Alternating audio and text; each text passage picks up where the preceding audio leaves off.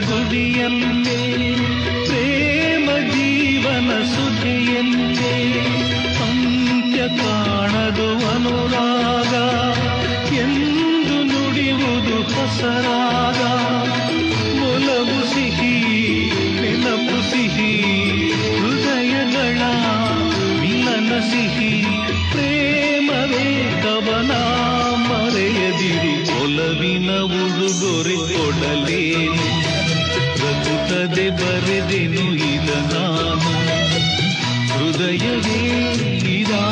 ಮಿಡಿದಿದೆ ಬಯಕೆ 300 ನಿನ್ನಲ್ಲಿ